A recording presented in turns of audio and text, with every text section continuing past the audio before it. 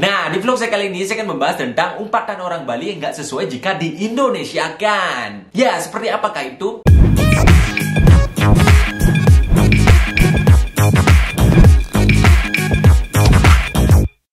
Hello, hai teman-teman. Kembali bersama saya, Keke Ardiasa. Nah, seperti biasa saya ingin ucapkan selamat pagi, selamat siang, dan selamat malam. Nah, di vlog saya kali ini saya akan membahas tentang umpatan orang Bali yang nggak sesuai jika di-Indonesiakan. Ya, seperti apakah itu? Ya, seperti ini. Tunggu dulu. Ya, pada intinya saya ingin berbagi tentang sebuah fakta di mana di Bali itu biasanya sering mengumpat akan sesuatu ataupun kata bahasa Bali yang nggak sesuai jika di-Indonesiakan. Maksudnya di-Indonesiakan itu di bahasa Indonesia kan ya, bukan bahasa Belanda ataupun bahasa Indonesia. Ayo, memang biasa. Ini nih efek samping kalau ngomongnya kecepatan, belepotan pun jadinya kecepatan, oke? Nah, kata-kata seperti apa sih maksud saya itu? Nah, jadi di Bali itu juga ada kata-kata untuk umpatan ataupun sebuah istilah yang memang kalau di bahasa Indonesia kan itu artinya berbeda. Nah, sama seperti di bahasa Indonesia seperti kata umpatan yang lainnya seperti anjir. Ya, itu saya sensor semua ya karena itu bahasa yang cukup kasar. Jadi di sensor. Nah, dan masih banyak lagi kata umpatan lain dalam bentuk bahasa Indonesia. Tapi yang ingin saya bagikan ini adalah dengan bentuk bahasa Balinya. Seperti apakah itu? Nah, kata yang pertama itu adalah kata sakit gede. Kalau di Bali misalnya sakit gede itu ya misalnya dia lupa akan sesuatu ataupun hal-hal yang sial, mereka mengumpatnya sakit gede seperti itu. Misalnya dia lupa bawa dompet, bilangnya seperti ini. Sakit gede, sajang berdompet toh. Nah, itu maksudnya. Nah, sakit gede itu memang bahasa Bali, tapi kalau di Indonesia kan itu nggak cocok. Kenapa? Nah, misalnya contoh sesuatu hal yang nyambung seperti ini. Tiang sampun ngajeng. Nah, kalau tiang itu artinya saya, sampun itu artinya sudah, ngajeng itu artinya makan. Kalau di Indonesia kan artinya saya sudah makan. Gitu. Dan tapi kalau umpatan ini yaitu sakit gede, sakit itu artinya ya sakit, gede itu artinya besar. Jadi Indonesia kan menjadi sakit besar. Apaan? Nggak sesuai kan? Jadi sakit besar ya nggak cocok kalau di Indonesia kan. Nah, itulah hal fakta yang ingin saya bagikan. Salah satunya adalah sakit gede. Nah, kata yang kedua adalah gedeg basange. Nah, sebenarnya istilah gedeg basange ini artinya adalah sangat marah, sangat marah. Yang orang Bali kalau lagi marah, mereka bisa mengucapkan gedeg je basange. Ya, yang artinya itu sangat marah akan terhadap sesuatu, mungkin ada masalah, kesialan, seperti apa, dan mereka mengungkapkan gleng, gedeg je basange. Nah, seperti itu. Nah, tapi kalau diartikan satu persatu dari katanya gedeg basange, yaitu gedeg itu artinya marah dan basang itu artinya perut. Kalau di bahasa Indonesia kan menjadi marah perut.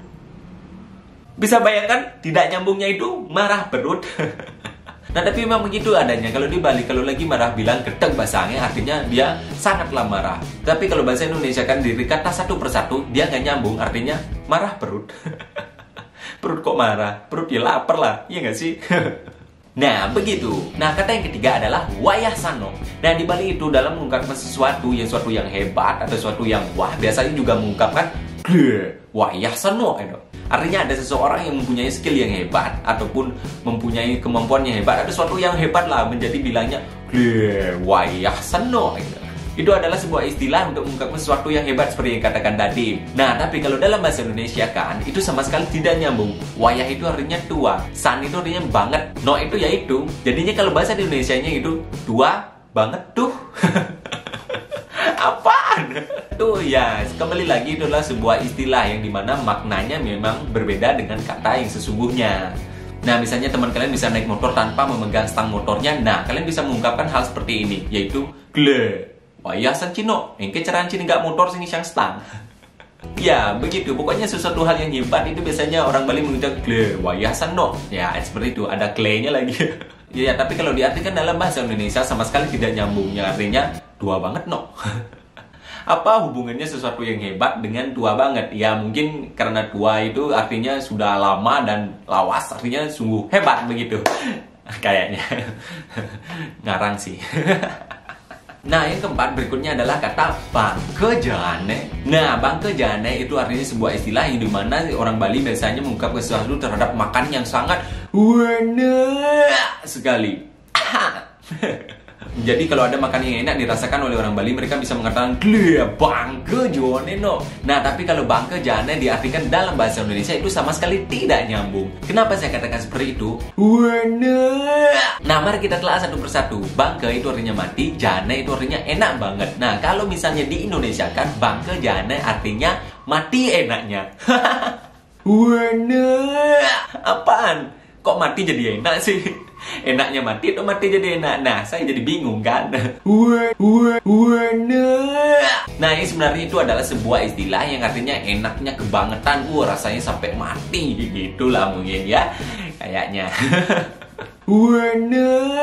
Nah, yang kata berikutnya adalah layah basange. Nah, sebenarnya arti layah basange ini artinya sebuah istilah yang menandakan bahwa di Bali itu kalau orang mengungkapkan layah basange itu artinya dia lapar, seperti itu. Tetapi kalau kita telah dari satu kata per kata belibet kan. Nah, tapi kalau kita telah dari satu kata per kata, yaitu layah itu sebenarnya artinya lidah dan basange itu artinya perut. Nah, kalau di bahasa Indonesia kan lidah apa? Nah, layah itu artinya lidah dan basange itu artinya perut. Nah, kalau di bahasa Indonesia kan artinya lidah perut. Apa lidah perut? Nah, sebenarnya itu juga adalah sebuah istilah yang mengartikan bahwa ya sangat lapar, artinya sangat lapar gitulah intinya. Jadi misalnya di Bali nih kalau lagi lapar ya merenungnya seperti itu. Gle, layasan bahasanya no, yang artinya wah lapar banget aku no. Kok campur no sih? Yang artinya wah aku lapar banget, ya kayak gitu. Jadi seperti itu. Oke. Nah, kata yang terakhir adalah mata sanci. Kata mata sanci sebenarnya itu adalah sebuah istilah yang mengartikan bahwa garing, gayus, kering ya, seperti itulah. Kayak saya ini lagi kering banget atau mata sencano. Nah, mata sencino seperti yang saya katakan tadi itu artinya adalah kamu garing, kamu jayus atau ya gitulah. Nah, karena kalau mata sencino diartikan ke dalam bahasa Indonesia itu juga kurang nyambung menurut saya. Kenapa? Karena mata itu artinya mentah, san itu artinya banget, cino itu artinya kamu. Kalau di Indonesia kan menjadinya mentah banget kamu. Apaan mentah banget kamu? Emang kita makan yang harus digoreng bukan kan? Ya, maka dari itu kurang nyambung. Apa sih? Nggak ada yang lucu sih. Ya, mata sencino artinya begitu. Mentah banget kamu. Ya, gak nyambung. Pokoknya nggak nyambung.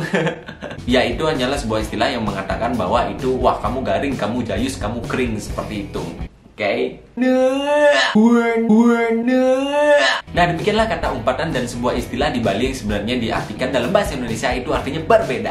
Nah, tetapi kalian sekarang sudah tahu kan di saat seperti apa digunakan kata-kata tersebut dan cocok untuk situasi seperti apa. Nah, demikian saja yang saya sampaikan untuk hari ini. Saya mohon maaf jika ada kurang ataupun lebihnya. Akhir kata saya ucapkan selamat tinggal, sampai jumpa, salam senyum favorit. Sayonara.